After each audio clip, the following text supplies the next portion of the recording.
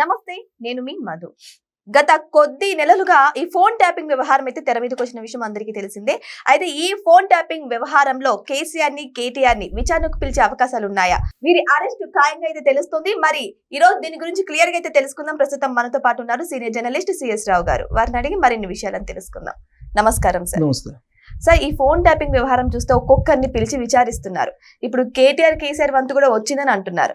మరి ఇవన్నీ పరిణామాలు చూస్తుంటే వీళ్ళ అరెస్ట్ కి తెరలేవనున్నట్టయితే తెలుస్తుంది. మరి ఇదంతా నిజమే అంటారా? ఫోన్ ట్యాపింగ్ అనేది నిజమే, దీంట్లో ఎవరు కాదనలేరు. ఎందుకంటే ఈవెన్ కేటీఆర్ గారే ఒక మూమెంట్ లో 4-5 ఫోన్ ట్యాప్ చేస్తే ఏమవుతుంది అని అన్నారు. కేసీఆర్ గారు ఏమన్నారు, పొలిటికల్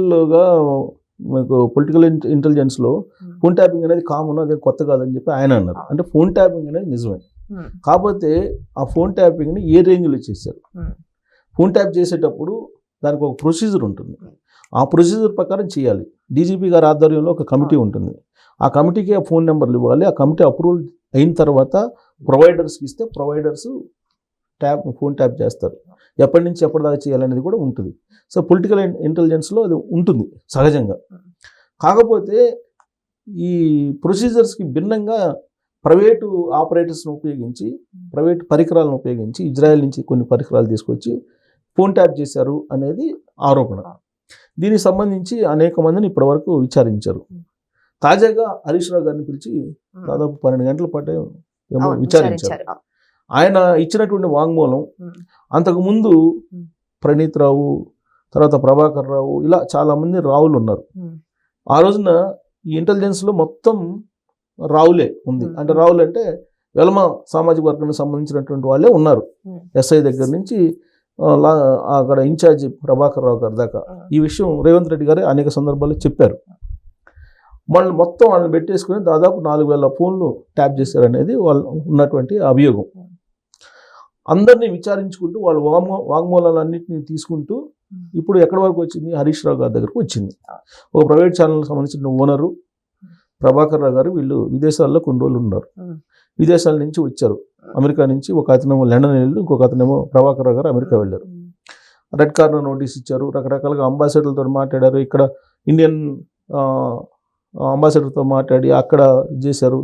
ఇండియన్ ఎంబసీతో మాట్లాడారు అమెరికా. మొత్తం మీద తెలంగాణ పోలీసులు వాళ్ళ ఎఫర్ట్స్ అన్ని పెట్టేసి ప్రభాకర్ రావుని ఇక్కడ తీసుకురాగలిగారు. అయితే ఆయన అరెస్ట్ చేసే ముందు మళ్ళీ సుప్రీంకోర్టుని ఆశ్రయించారు. సుప్రీంకోర్టు కూడా విచారణకి కోఆపరేట్ చేయండి అని చెప్పారు. ఇవన్నీ జరిగాయి. మ్యాక్సిమం ఎలా చేయాలో ప్రజాస్వామ్యతంగా, చట్టబద్ధంగా, రాజ్యాంగపరంగా ఆ విధంగా తెలంగాణ పోలీసులు పర్ఫెక్ట్గా చేశారు ఇప్పటి వరకు కూడా. అయితే ఈ ఫోన్ ట్యాపింగ్ సంబంధించి హరీష్ రావు గారి దగ్గరికి వచ్చింది. ఇప్పుడు నెక్స్ట్ ఎవరి దగ్గరికి వెళ్తుంది అనేది ఆసక్తి. ఆయన వాంగ్మూలం అయితే ఎంతకంత ఇచ్చుంటారు కదా. సరే, నాకు తెలియదు అన్నారు, నాకు సంబంధం లేదన్నారు.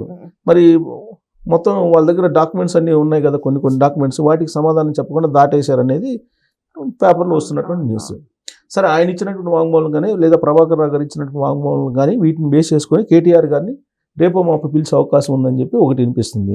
ఇప్పుడు తాజాగా న్యూస్ ఏంటంటే మరోసారి విచారణకు హాజరు కమ్మని చెప్పి హరీష్ రావు గారికి నోటీస్ పంపించారు తెలంగాణ సిట్ అని చెప్పి ఇప్పుడు వస్తున్నటువంటి న్యూస్. ఇంకొక విషయం ఏంటంటే సార్, హరీష్ రావు గారు వాళ్ళ ఫ్యామిలీ మెంబర్స్ ని కూడా ట్యాప్ చేశారు. అంటే వాళ్ళ ఫోన్ కూడా ట్యాప్ చేశారు. ఈ విషయం మీకు తెలుసా అని హరీష్ రావు గారిని అడిగినట్టు కూడా ఆయన చెప్పుకొస్తున్నారు. మరి దీన్ని ఎలా తీసుకోవాలంటారు? విచారణ సందర్భంగా అడిగారని వాళ్ళు వచ్చినటువంటి విచారణ సందర్భంగా హరీష్ రావు గారిది మీ ఫోన్ ట్యాప్ చేశారు, అలాగే మీ ఇంట్లో వాళ్ళ ఫ్యాన్ ట్యాప్ చేశారు, ఈ విషయం మీకు తెలుసా అంటే నాకు తెలియదు అని చెప్పారు. నాకు తెలియదు, నాకు గుర్తులేదని కొన్ని అట్లా చెప్పారు ఆయన. కానీ అక్కడ డాక్యుమెంట్స్ అయితే ఉన్నాయి కదా, కొన్ని డాక్యుమెంట్స్ ఎవిడెన్స్ అయితే ఉంటాయి కదా. ఆ ఎవిడెన్స్ చూపించి అడిగినప్పుడు ఆయన కొన్నిటికి మౌనమే సమాధానం అన్నట్టుగా కాముగా ఉన్నారని చెప్పి అన్నారు. సరే, వచ్చిన న్యూస్ ఇప్పుడు ఆయన విచారించి ఏం విచారించారు, ఈయన ఏం చెప్పారు అనేది అఫీషియల్గా బయట రాల. ఆ రోజు ఉన్నటువంటి హోంశాఖ మంత్రి ఆయన పేరు చెప్పారనేది కూడా ఇప్పుడు కాంగ్రెస్ పార్టీ వాళ్ళు చెప్తున్నారు. సరే, ఆ హోంశాఖ మంత్రి ఉంటే హోంశాఖ మంత్రిని కూడా పిలుస్తారు, ఆయన కూడా పిలిచి విచారించే అవకాశం ఉంది. సో కాబట్టి వీళ్ళు ఇచ్చినట్టు వాంగ్మూలాన్ని బేస్ చేసుకొని కేటీఆర్ గారిని కూడా పిలిచే అవకాశం ఉంది. ఆయన వాంగ్మూలాన్ని కూడా తీసుకుంటారు. ఆ తర్వాత ఫామ్ హౌస్లో ఉన్నటువంటి కేసీఆర్ గారికి కూడా నోటీసులు ఇవ్వడానికి అవకాశం ఉంది. ఎందుకంటే కాళేశ్వరం ప్రాజెక్టులో నోటీసులు ఇచ్చి పిలిపించి విచారణ చేసిన సందర్భాన్ని మనం చూసాం. కాబట్టి ఫోన్ ట్యాపింగ్ కేసులో కూడా నోటీసులు ఇచ్చి పిలిచి విచారించడానికి అవకాశాలు ఉన్నాయి. సరే, అరెస్ట్ వరకు వెళ్తారా వెళ్ళరా అనేది మనం చూడాలి. ఎందుకంటే కాళేశ్వరం ప్రాజెక్టుకి సంబంధించి కూడా అరెస్ట్ చేస్తారని చెప్పి అనుకున్నారు. లాస్ట్కి ఏం చేశారు, అసెంబ్లీలో తీర్మానం చేసి సిబిఐ కోర్టులో వేసేసారు, అంటే కేంద్రం కోర్టులో వేసేసారు. సిబిఐ అనేది కేంద్రం పరిధిలో ఉంది, వేసేసారు. సో కాబట్టి ఈ ఫోన్ ట్యాపింగ్ కేసులో కూడా ఇండియన్ టెలిగ్రాఫిక్ యాక్ట్ ప్రకారం చాలా బలమైనటువంటి కేసు ఇది. ఇది ఆల్రెడీ దీనికి సంబంధించి సిట్టు చాలా సైంటిఫిక్గా విచారణ చేసింది. ఇది ఇండియన్ టెలిగ్రాఫిక్ యాక్ట్ ప్రకారం చాలా పెద్ద కేసు ఇది. ఈ కేసులో అరెస్ట్ అయితే ఇప్పట్లో బయటకు వచ్చే పరిస్థితి కూడా ఉండకపోవచ్చు, అంత సీరియస్ కేసు ఇది. ఇంకోటి ఏంటంటే ఈ కేసులో దాదాపు 11 మందో 14 మందో సుమారుగా జడ్జిలకు సంబంధించినట్టు ఫోన్ ట్యాప్ చేశారు. ఇది బయటకు వచ్చింది, న్యూస్ కూడా వచ్చింది. జడ్జిలకు సంబంధించిన ఫోన్లు, ఆ జడ్జిల్లో కూడా ఒక లేడీ జడ్జికి సంబంధించిన ఫోను. ఇంకోటి ఏంటంటే కవిత గారు చెప్తున్న దాని ప్రకారం ఏంటి, వాళ్ళ భర్తది ఆవిడ ఫోన్ కూడా ట్యాప్ చేశారని చెప్పి చెప్తున్నారు కదా. ఆవిడ సొంత ఇంట్లో వాళ్ళ ఫోన్లు ట్యాప్ చేసేటువంటి దౌర్భాగ్యులు అని చెప్పి ఆవిడే కామెంట్ చేశారు కదా. ఇప్పుడు మనమేం చేయలేదు కదా, వాళ్ళ కుమార్తె చేసింది కదా. వాళ్ళ కుమార్తె కవిత గారే చేస్తున్నారు ఫోన్ ట్యాపింగ్ సంబంధించినటువంటి. ఎవరెవరు ఫోన్ ట్యాప్ చేశారు, ఇళ్లలో వాళ్ళు ఫోన్ ట్యాప్లు చేశారు, సొంత అల్లుడి ఫోన్ కూడా ట్యాప్ చేసేంత దౌర్భాగ్యం పరిస్థితి, చుట్టూరు దెయ్యాల పరిస్థితి అలా ఉంది. కేసీఆర్ గారు చుట్టూ ఉన్న దెయ్యాలు చేసే పని ఇదేను అని చెప్పి ఆవిడ చెప్పారు కదా. అయితే ఇక్కడ స్పష్టంగా తెలుస్తుంది సార్, ఫోన్ ట్యాపింగ్ అయితే చేసింది మాత్రం అక్కడ నుంచి జరిగింది, ఎక్కడైతే ఫామ్ హౌస్ ఉందో అక్కడ నుంచి జరిగినట్టయితే తెలుస్తుంది, క్లారిటీ తెలుస్తుంది. ఫోన్ ట్యాపింగ్ ఫామ్ హౌస్ నుంచి కాదు, గవర్నమెంట్ ఉన్నప్పుడు ఆ గవర్నమెంట్ లో ఉండేటువంటి వాళ్ళు ఎవరు చెప్పారు అనేది ఇప్పుడు ట్రేస్ అవుట్ చేస్తున్నారు. ఒక్కొక్కళ్ళని తెలుసుకుంటూ వస్తున్నారు. ఫోన్ ట్యాపింగ్ చేయమున్నప్పుడు నీకు పోలీసులు వాళ్ళ స్టైల్లో వాళ్ళు చేస్తారు. అయితే ఇక్కడ ప్రాసెస్ ప్రకారం చేయలేదు, అది ఇష్యూ.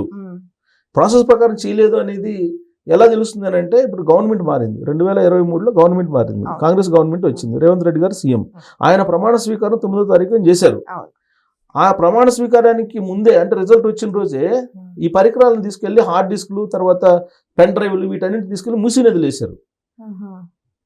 మూసీ నదిలో వేస్తే అక్కడి నుంచి మళ్ళీ తీసుకొచ్చారు కొన్ని. అప్పటికే వాటన్నిటి బ్రేక్ అయిపోయినాయి, కొన్నిటిని కాల్ చేశారు, ఇవన్నీ చేశారు. అంటే ఫోన్ ట్యాపింగ్కి సంబంధించినటువంటి విచారణ చేస్తారు వీళ్ళు అని తెలుసు. ఫోన్ ట్యాపింగ్ చేసామని తెలుసు వాళ్ళకి. లేదంటే ఆ పెన్ డ్రైవ్లు, హార్డ్ డిస్క్లు తీసుకెళ్లి మూసీ నదిలో వేయాల్సిన అవసరం లేదుగా, పెన్ డ్రైవ్లు కాల్ చేయాల్సిన అవసరం లేదుగా, వాటిని పొడి చేయాల్సిన అవసరం లేదుగా. అంటే ఏదో జరిగింది, జరిగితేనే కదా మీరు ఆధారాలు లేకుండా చేసే ప్రయత్నం చేశారు కదా. అలాగే ఇంకో డిపార్ట్మెంట్లో మొత్తం ఫైల్స్ అన్ని తగలబెట్టారు కదా. ఇప్పుడు రిజల్ట్ వచ్చిన రోజుకను ప్రమాణ స్వీకారానికి మధ్యలో 3-4 రోజులు గ్యాప్ ఉంది. ఈ 3-4 రోజులు జరిగింది ఏంటి, ఇదే కదా జరిగింది. సో దీంతో అవన్నీ పట్టకు రావడంతో పాటు దీనికి సంబంధించిన ఆధారాలను సేకరించడానికి టైం పట్టింది, కానీ ఆధారాలను సేకరించారు, వాంగ్మూలాలు తీసుకున్నారు. దీన్ని కేసుని కనుక పకడ్బందీగా చేయగలిగితే చాలా బలమైనటువంటి కేసు. పైగా ఫోన్ ట్యాపింగ్ అనేది ఇవాళ వచ్చింది కాదు. చంద్రబాబు నాయుడు గారు అప్పుడు రాష్ట్రం విడిపోయిన తర్వాత 2014లో ముఖ్యమంత్రిగా అయినప్పుడు ఆంధ్రప్రదేశ్కి ఆయన ఇక్కడి నుంచి పరిపాలించారు కొన్ని రోజుల పాటు, కొన్ని నెలలు. ఆయన అప్పుడు అక్కడ రాజధాని లేదు. ఇక్కడ బైఫర్కేషన్ యాక్ట్ ప్రకారం 2024 వరకు ఉమ్మడి రాజధానిగా హైదరాబాద్ను వాడుకోండి అని చెప్పారు. అందుకే హైదరాబాద్లో ఉంటూ పరిపాలన సాగిస్తూ వచ్చినటువంటి క్రమంలో చంద్రబాబు నాయుడు గారు ఫోన్ ట్యాప్ చేశారు. చంద్రబాబు నాయుడు గారు ఫోన్ ట్యాప్ చేస్తే ఆంధ్రప్రదేశ్ ప్రభుత్వం కేసు పెట్టింది. ఆ కేసు కూడా ఉంది ఇప్పుడు, ఆ కేసు కూడా ఇప్పుడు నడుస్తుంది. ఫోన్ ట్యాపింగ్ కేసు ఉంది. ఈ ఫోన్ ట్యాపింగ్ కేసులో ఉన్నటువంటి క్రమంలో ఓటుకు నోటు కేసుని తీసుకొచ్చారు. మళ్ళీ ఇది టిట్ ఫర్ టాట్ లాగా ఓటుకు నోటు కేసు అనేది ఒకదాన్ని తీసుకొచ్చారు. సో ఈ కేసుల నేపథ్యంలో ఇవన్నీ గొడవ ఎందుకులు అని చెప్పి ఈయన వెళ్ళిపోయారు. ఈ ఫోన్ ట్యాపింగ్ కేసులో వైసీపీ అధినేత జగన్ హస్తం కూడా ఉందని షర్మిల కూడా కొన్నిసార్లు చెప్పారు సార్. చెప్పారు, షర్మిల గారు కూడా చెప్పారు. ఫోన్ ట్యాపింగ్ లో ఆయన హస్తం కూడా ఉంది. ఇప్పుడు జగన్మోహన్ రెడ్డి గారు ఏం చేసినా కేసీఆర్ గారికి ప్రమేయం ఉంటుంది అనేది ఎవరైనా నమ్ముతారు చాలా మంది. అలాగే జగన్మోహన్ రెడ్డి గారు ఏం చేసినా కేసీఆర్ గారి ప్రమేయం ఉంటుంది, కేసీఆర్ గారు ఏం చేసినా జగన్మోహన్ రెడ్డి గారి ప్రమేయం ఉంటుంది అని చెప్పి తెలుగు సమాజంలో మెజారిటీ నమ్ముతారు. ఎందుకంటే బహిరంగంగా మీ ఇద్దరం ఒకటే అని చెప్తున్నారు. పైగా స్వామీజీ ఎవరు ఉన్నారు, ఆయన నా ఆత్మలు వీళ్ళిద్దరు అని చెప్పి చెప్పారు కదా. వీళ్ళిద్దరు సీఎం కాగానే పూలాభిషేకం చేశారు ఆయనకి. ఆ సందర్భంగా తిరుదండి చిన్నజీర స్వామను, ఆయన విశాఖ పీఠం అధిపతి, వాళ్ళిద్దరూ ఏం చెప్పారు, మా ఆత్మలు, ఈయన ఒక ఆత్మ, ఈయన ఒక ఆత్మ, 2 ఆత్మలు అని చెప్పి చెప్పారు కదా. సో కాబట్టి ఆత్మలు, అలాగే కేసీఆర్ గారు కూడా బయటకు వచ్చి జగన్మోహన్ రెడ్డి గారిని గెలిపించాలని ప్రచారం చేశారు. ఇవన్నీ మనకు చూస్తున్నాం కదా. కాబట్టి వీళ్ళిద్దరూ ఒకరికొకరు తెలియకుండా లేదు. ఇప్పుడు అక్కడ ఏమంటున్నారో ఇక్కడ కూడా అదే అంటున్నారు కదా, పాలిటిక్స్ రప్రప అంటున్నారు, ఇక్కడ కూడా రప్రప అంటున్నారు కదా. సో కాబట్టి వీళ్ళిద్దరిని వేరువేరుగా మనం చూడలేము. ఒకవేళ ఫోన్ ట్యాపింగ్ కేసులో వీళ్ళిద్దరిని విచారిస్తున్నప్పుడు మరి జగన్మోహన్ రెడ్డి కూడా విచారించే అవకాశం ఉంటుంది కదా సార్? వీళ్ళు వాంగ్మూలంలో చెప్తే ఓకే, ఇప్పుడు రేపు కేసీఆర్ గారిని పిలుస్తారు. అవును. పిలిచినప్పుడు కనుక ఆయన పేరు కూడా చెప్పారు అనుకోండి, విచారణలో ఏదన్నా ఇప్పుడు ఒక విచారణ స్టార్ట్ చేసినప్పుడు ఆ విచారణలో భాగంగా ఏదన్నా క్లూ లభించింది అనుకోండి, డెఫినెట్గా పిలుస్తారు. క్లూ లభిస్తే ఇప్పుడు విచారణ సందర్భంగా రకరకాల ఇన్ఫర్మేషన్ వస్తుంది.